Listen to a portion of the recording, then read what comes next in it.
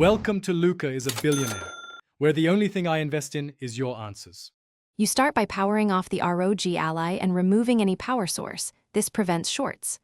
Once done, eject the SD card and examine it closely. Look for bent pins, debris, or corrosion. Make sure you have the right tools: small Torx driver, plastic spudger, and high-strength isopropyl. Now, work on a clean, static-safe surface and ground yourself. These steps set you up to open the case safely and proceed without damaging delicate traces or connectors. You'll open the back now, unscrewing fasteners and carefully prying seams. Take note of ribbon clips so you can receipt them correctly later. Once inside, locate the SD reader flex cable and inspect its connector. Look for a loose plug, torn tape, or a crack in the board. If contacts are dirty, gently clean with 90% plus isopropyl and a soft brush, and then dry completely.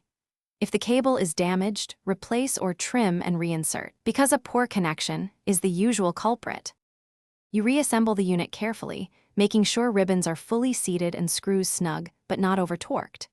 Once reassembled, boot the system and test with 2 different SD cards and an adapter to isolate card versus reader faults. If the reader still fails, format one card on a PC, update the Ally firmware or drivers, and retest. If problems persist, try another card and inspect the board for burn traces. And if micro-soldering or connector replacement is needed, consider a professional repair to avoid further damage. Thanks for watching and please subscribe. It's the best investment you'll ever make.